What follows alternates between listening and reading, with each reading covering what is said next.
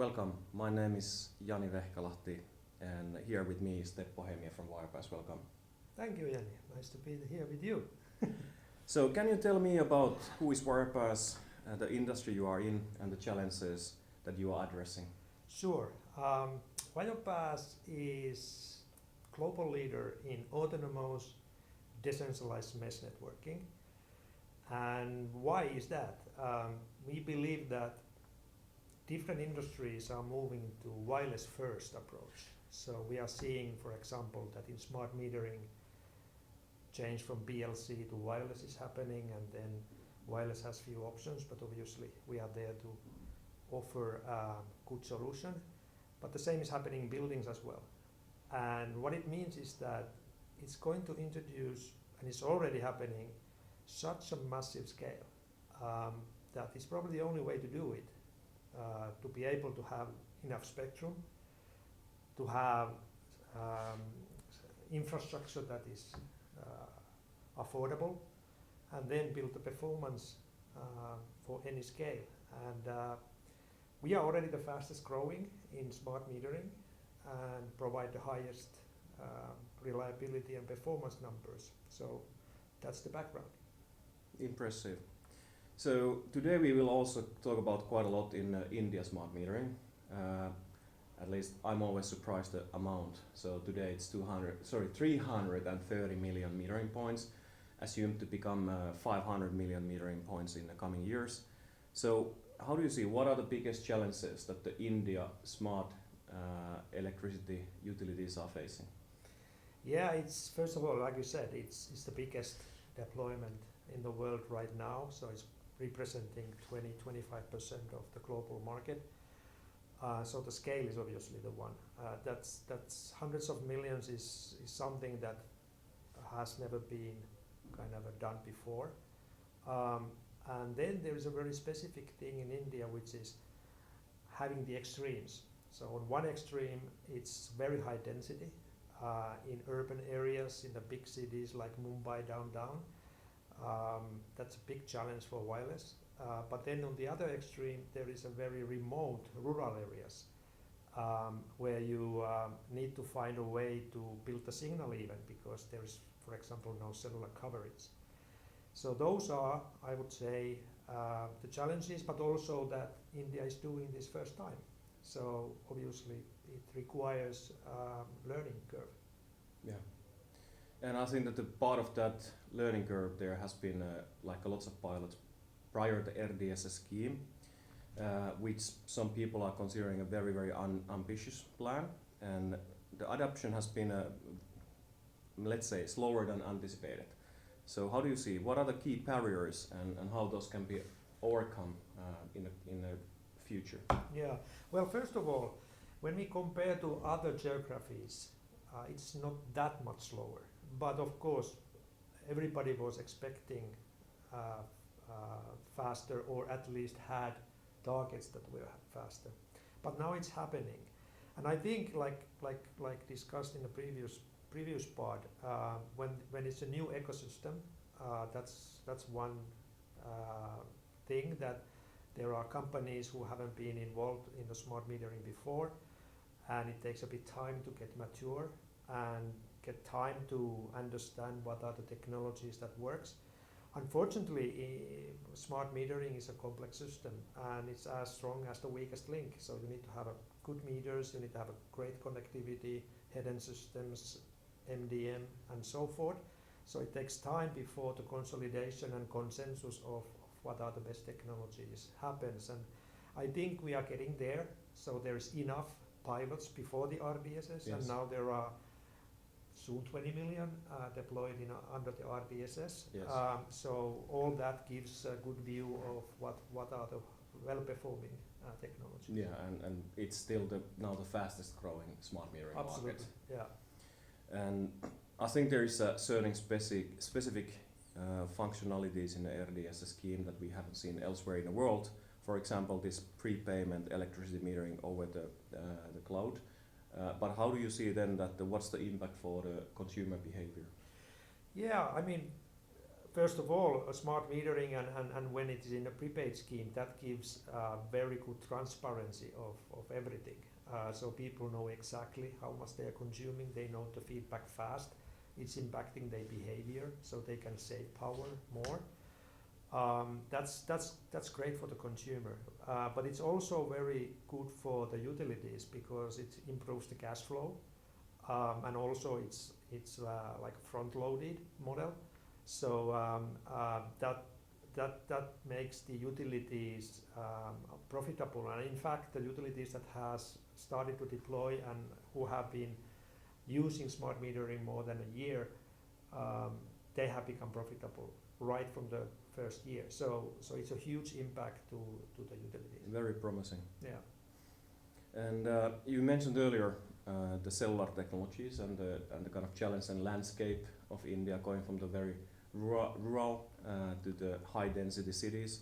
So concerning your technology, how do you kind of overcome those limitations that you mentioned earlier for smart metering?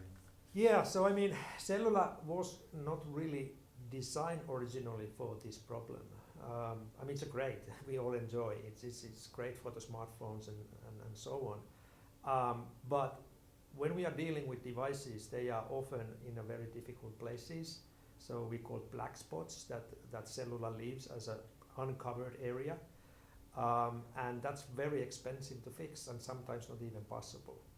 So I use this analogy that, you know, in India there are about 500,000 base stations for cellular, and if all of those 300 million meters are connected with mesh type of topology and our technology, it would mean basically 300 million base stations. So you have 600 times more base stations to build the coverage for one use case only. So that gives the idea why this is so disruptive for that type of environment. Also, when you do that, and especially with our latest and greatest addition to the solution, this is so-called in-meter gateway. So what it means is that there's two type of radio cards. This where we have the cellular radio and the mesh radio, and then the other one which has only the mesh radio, and both of them goes inside to the meter. So we have eliminated the need of separate gateway device, and everything that is behind this, which can be hundreds, is actually just cutting the cellular fee away from the equation. So it's very affordable, it's much higher performance, and coverage comes naturally with the meters directly. So that's the way we see we are solving the problem that cellular otherwise would leave. That's very impressive what you just saw there, and I can imagine that how much it will be easing the deployment and fixing those issues that you just mentioned earlier. Absolutely.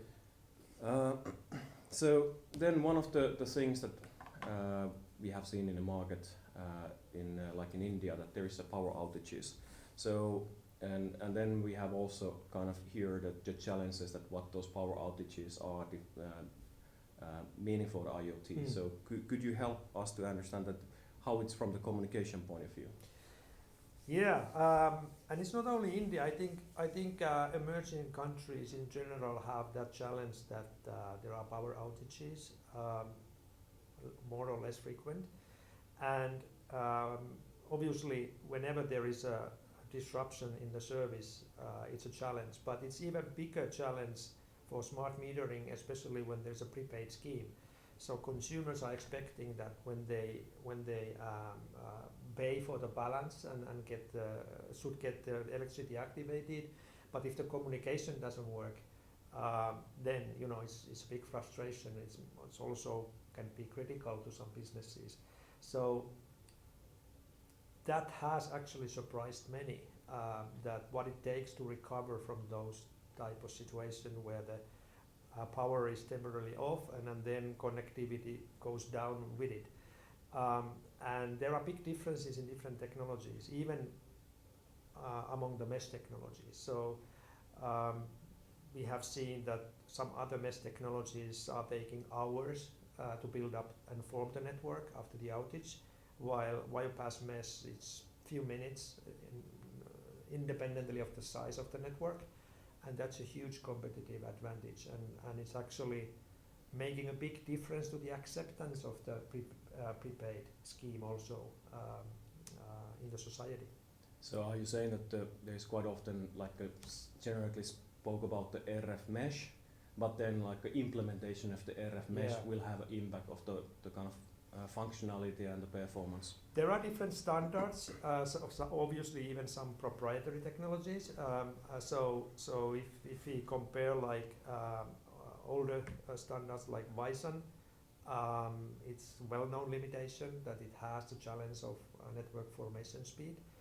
Now Wirepas is and has been creating and driving the new standard NR+, and everything we do is based on that, and that's the modern way of doing a mesh, and that's why we call it autonomous. That's why we call it decentralized.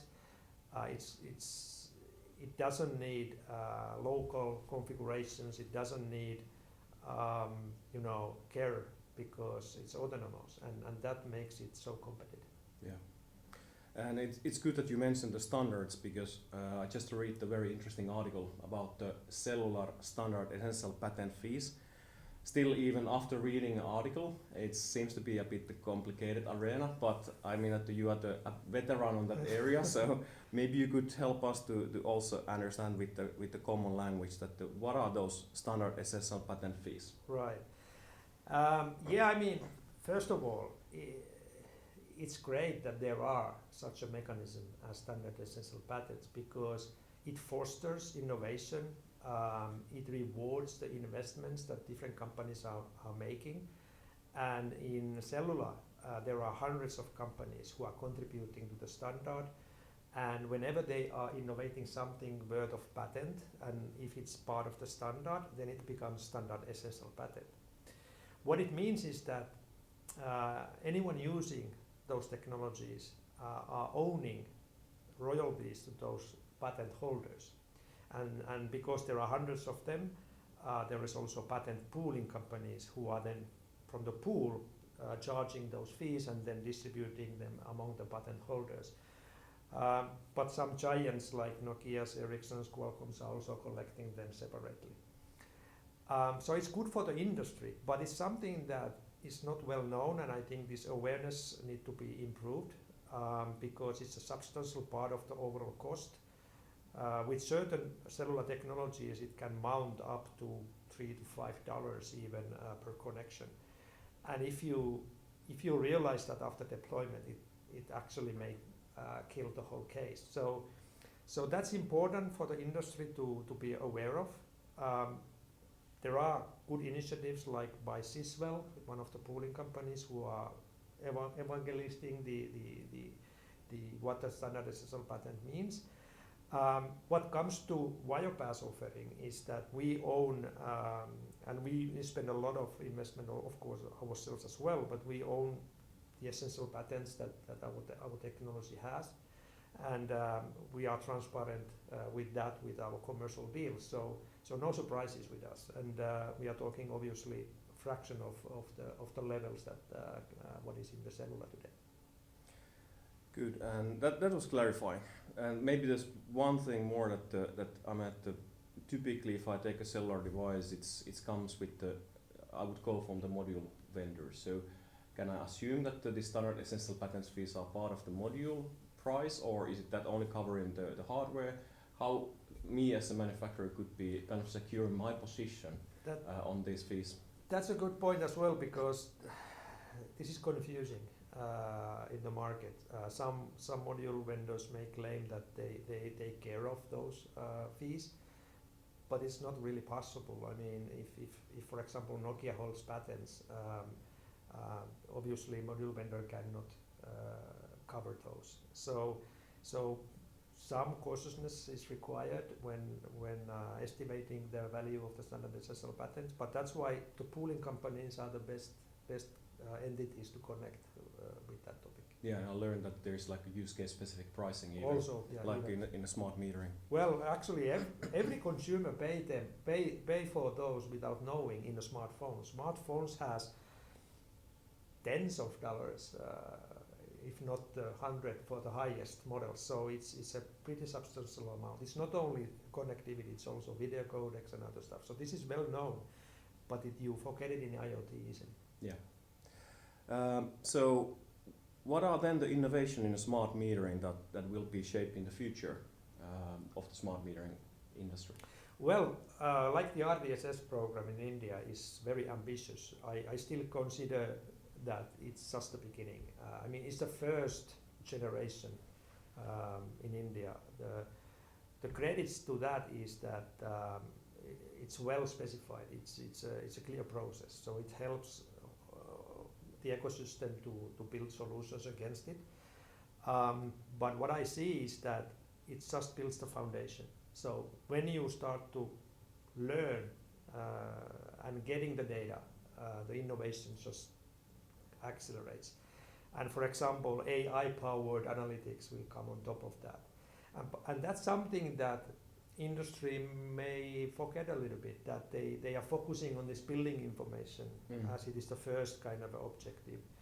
But the bigger gains actually comes from operational efficiency and otherwise learning from the data that they are getting. So I see that innovation only starts when this foundation is deployed, and it's going to be very interesting. And there are so much more to connect. There are load switches, there are relays, the grid gets connected.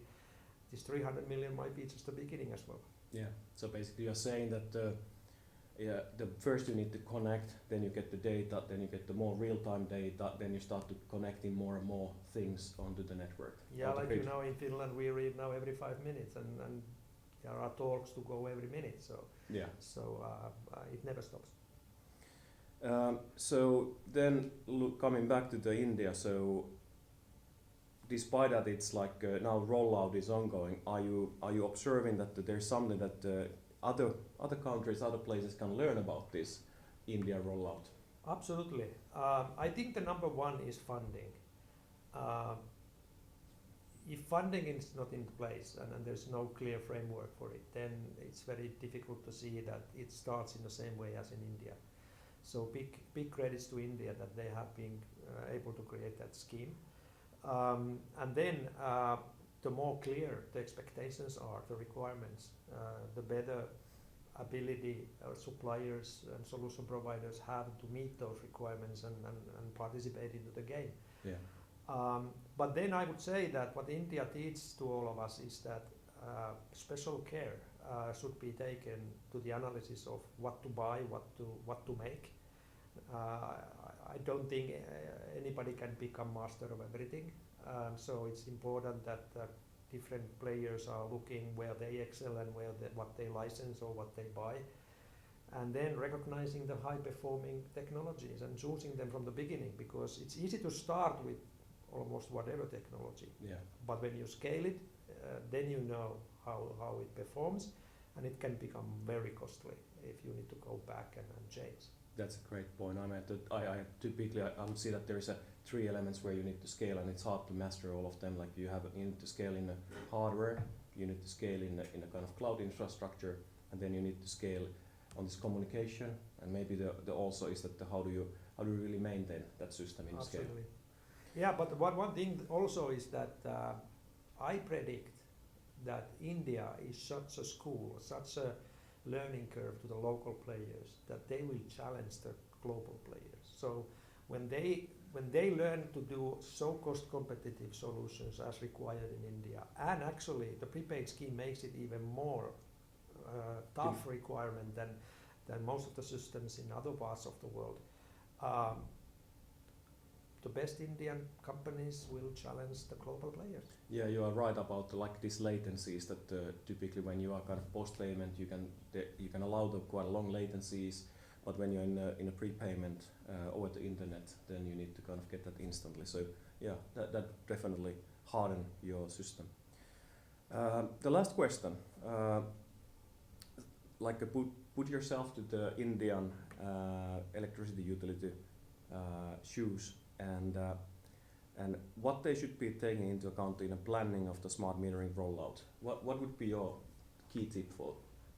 Yeah, I mean, if maybe to take maybe even one step back and look the overall situation. So I would say that three things. So for policymakers, it's really this funding scheme because the supply chains are long. There's a long stock periods of goods. There is long payment terms and so forth. So the supply chain need to get what they need in their growth and operations. That's one. The policymakers need to take care of that. For the utilities, probably the most important thing is to educate the market, the consumers, explaining them what benefits this smart metering rollout will bring to them, and all the cost savings. I mean, not all, but most of the cost savings goes back to the consumer. That's the promise of RDSS, and I think that's something that should be told clearly and broadly. And then for the AMISPs, it's really for the right technology choices. The more they struggle, the more it jeopardizes the whole progress of the program because people need to see performance. The consumer experience need to be excellent. So obviously we have a biased view that our technology works, but I think the fact is that we are the only one who has been able to prove a 99% level SLA for prepaid scheme. So I think those three things will make the RDSS the biggest success in the world. Those are great takeaways. So thank you, Teppo, for the interview. It has been a pleasure. I learned so much. So I hope for you for the great success in India market. Thanks, Jani. Se meni hyvin. Tarviiko se toista? Ei mun mielestä. Ei se tule niin luontoista.